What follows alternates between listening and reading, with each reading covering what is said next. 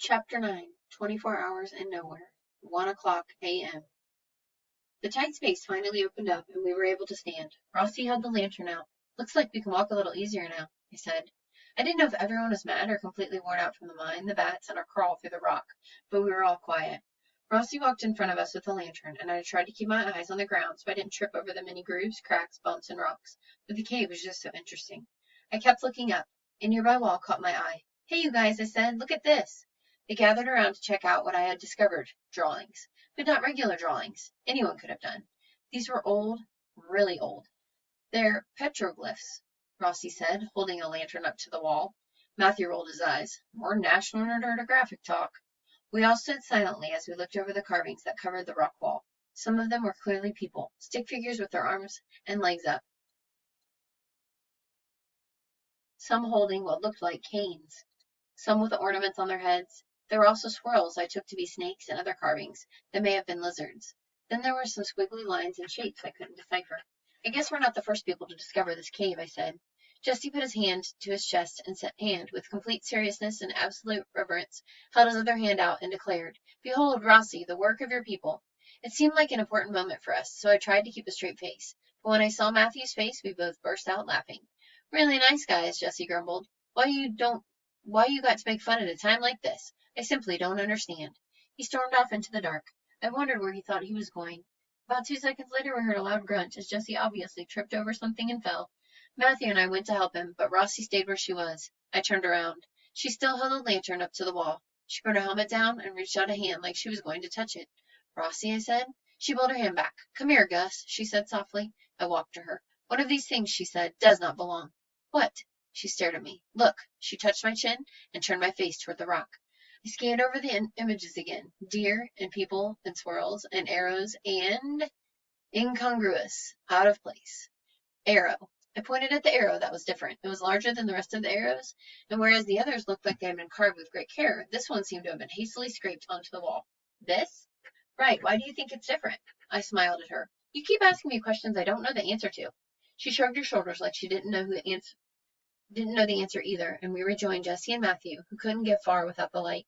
I felt like I was in a science fiction movie as I gazed around the cave. It's hard to believe it was real, that someone hadn't built it. The whole place looked like it was melting all around us, with large mounds of bubbling rock and long, oozing, skinny strands coming down from the ceiling so low we had to duck under some of them. The ground boiled up under our feet. Every step was an effort as we climbed over large piles of rock and clusters of stalagmites. "Those things up there look like giant carrots." Jessie's voice sounded strange as it echoed around me. I looked up at the ceiling. "Maybe we're under some giant's garden," Matthew said, cracking himself up. "And those look like bacon," Jessie went on, ignoring Matthew. "And those rocks look like giant toasted marshmallows melting over a fire. And that whole wall looks like it's covered in popcorn. You hungry or something?" I asked him. "I'm always hungry." Then Jesse shrieked and swatted at the air as he ran into one of the long, skinny straws. It snapped and broke. "Stop wrecking the cave, Jesse," I said. As we moved on, I looked all around us at the giant columns, trying to remember things I saw in case we got lost. I pictured us walking in circles around the cave until our lights burned out. I formed a map in my mind. I imagined one column as a sumo wrestler, another as a snowman, another as a stack of tires. Rossi walked ahead of us with the lantern. "Hey, Rossi." Matthew stepped up beside her, nearly going down as he stumbled over a loose rock. I narrowed my eyes at him, but they didn't notice. "Hey, Rossi," Matthew said again as he regained his balance. "How do you ride like that?" "Oh, now you want riding tips," I said. Matthew turned and shot me an evil look. "Be quiet, Gus." He turned back to Rossi. "Like what?" she said. "Like you know how you ride, like almost as good as Bo." "Almost as good?" Rossi said. "Oh, yeah, you're usually too far behind to see us." Matthew let out an exasperated sound, but Rossi smiled at him. "I don't know, Matthew. I just ride. I don't really think about it. Riding is like breathing. If you think too much, you crash." "No one would ever accuse Matthew of thinking too much," Jessie said, walking beside me. We ducked under a few particularly long stalactites. Matthew ignored him. "Well, how'd you learn?" "My dad taught me." "Oh, do you think he would be willing to teach me?" "No." Jessie and I grinned at each other as Matthew dropped his head. "Don't even take time to think about it or anything," he mumbled. "He doesn't have time for stuff like that," she said. Matthew walked quietly, his head still hung. "The silt," Rossi finally said. "Huh?" Matthew raised his head back up. "What about it?" "You always eat it in the silt," Jessie said, grunting as we climbed over a boulder. "My favorite part of every race." "You slow down when you hit it," she said. "You hit it, you need to ride through as fast as possible." "Why?" "It's like water. If you wanted to glide over water, you wouldn't slow down. You'd sink." "Huh?" Matthew seemed to think this over. But you never ride in the silt. Not if I don't have to. I've never seen Rossi eat it in the silt, Jessie said. Maybe she knows what she's talking about. But how can you be sure there aren't any ruts or rocks under the powder? Matthew asked. You can't be. Oh, and the whoops? Rossi said. Yeah. Again, go fast so you glide over the tops as much as possible. Going slow slowed you down. I guess I'm just being careful, Matthew said. Being careful doesn't win races. Isn't that a little scary? What's there to be scared of? Matthew shrugged. Having a bad crash. I don't crash, she said. There's no time for scared. Save scared for afterward. Matthew was quiet for a moment. Anything else? Like any other tips? I rolled my eyes as their conversation continued. Rossi shouldn't be giving that jerk tips, Jessie whispered to me. I like watching him lose. I nodded. I don't know why she's being so nice to him. He's never been nice to her. He was there laughing when Bo took her bike. Yeah, she's too nice, Jessie complained. She should be giving him fake tips to make him crash. We quietly snickered together. Maybe that's what she's doing, he said. Don't think. Don't be careful. Go as fast as possible. Sounds like terrible advice. I shook my head. It's not. That's exactly how she rides. Whoa! Jessie threw an arm out across my chest. There was a large rock right in front of my feet. I had gotten complacent and hadn't been watching my steps well enough. Thanks, brother, I said before I realized it. I hadn't called Jessie brother since he started sitting at Romero's table. I felt embarrassed about it, too, like I didn't have the right to call him that anymore. You're welcome, brother. Jessie patted me on the back, and we stepped over the rock, careful not to get too far behind Rossi and lose the light. So how come you ditched me last year? He had made it sound like a casual question, but I could tell from his expression he didn't feel casual about it at all. Are you serious? You totally ditched me. Jessie shook his head. Nuh-uh. One day you just decided to sit with Louis instead of us, and then every day after that. I huffed.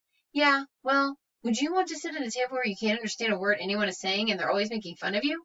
Jessie frowned. Who's making fun of you? All of you, I snapped. I was mortified to realize I was on the verge of tears. I tried to regain my composure. Always pointing at me and laughing and saying my name? My lower lip quivered, just a little. I bit it.